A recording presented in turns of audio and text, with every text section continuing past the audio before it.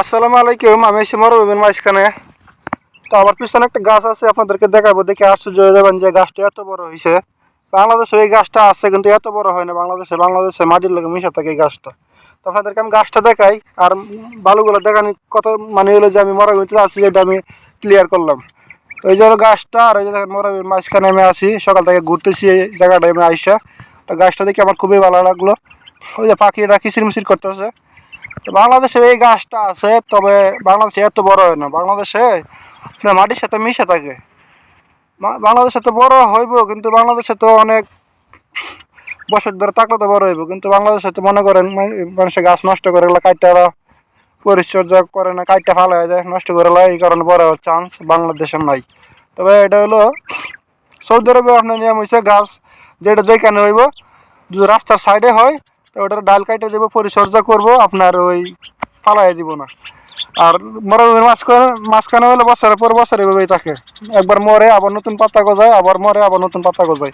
তো দেখেন যে এদিক দিয়ে দেখেন, আমাকে আমার সামনে দেখাই, ওই যে ডাইল মরে রয়েছে, ডাইল মরা, যে পাতা গজাইতেছে, নতুন পাতা পুরনো পাতা নিচে আছে। আর এদিক দিয়ে দেখেন সম্পূর্ণ ক্লিয়ার হয়ে গেছে, একদম কচি পাতাগুলা। এদিক দিয়ে পাতাগুলো আপনার কচি, একদম কচি। গাছটা আমি নাম বলেই যাচ্ছি, একটু ধৈর্য ধরে ভিডিওটা দেখেন। আর আশ্চর্য হবেন যে বাংলাদেশে মানে এই গাছটা এত বড় হয় না, মাটির লোকে মিশা থাকে।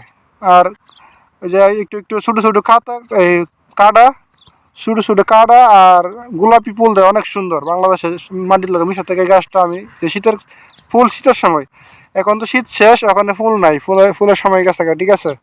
তো এত সুন্দর গাছটা, এত বড়, দেখেন। আর আমি এখন বইলে যে এই গোপন বিষয়টা, আসলে ভিডিওটা লম্বা করে লাভ নাই। আপনারা দেখছেন ধরে, আপনাদেরকে ধন্যবাদ। এই গাছটা হলো আপনার লজ্জাবতী গাছ। সাদা লজ্জাবতী হয় একটা, আর একটা লাল লজ্জাবতী হয়। লজ্জাবতী গাছ আপনারা চিনেন তো, না চিনলে কমেন্টে বলবেন। দেখেন লজ্জাবতী গাছ এত বড় হয়, আমি বাংলাদেশে মানে কোনো সময় দেখি নাই। এই দেশে মানে বছরের পর বছর আছে তো গাছটা এত বড় হয়েছে, ঠিক আছে। তো লজ্জাবতী গাছ নাকি অনেক উপকারে দেয় মানুষের, এই যারা পুরুষ লোকের শারীরিক সমস্যা তাদের জন্য। এটার শিকড়, এরপরে ডাইলের টুকরা যেন তাবিজের ভিতরে পরে কমর রাখলে যেন শারীরিক সমস্যা থেকে মানে ভালো হয়। আর সাপ বিচ্ছুর লাগে বলে ভালো হয়, কবিরাজে বলছিল, আমি শুনছিলাম বাংলাদেশে থাকতে। মানে এটার গাছের শিকড় আর এক টুকরা ডাইল বোতলের ভিতরে বইরা, তাদের গ্রাম অঞ্চলে বাড়ি, ঘরের এক কোনায় রাখলে সাপ বিচ্ছু ঘরে ঢুকে না। এই মানে এইরকম আমি আমার জানা মতন কবিরাজে বলছে। তো ভিডিওটা অনেক লম্বা হয়ে গেল, আপনারা সকলে ধৈর্য দেখছেন, আপনাদেরকে অনেক ধন্যবাদ। আর আমি ইউটিউব চ্যানেলটা নতুন খুলছি, আপনারা আমার পাশে থাকবেন, আমাকে সাপোর্ট করবেন, আমার চ্যানেলটা ভিজিট করবেন, লাইক কমেন্ট শেয়ার সাবস্ক্রাইব করে দেবেন।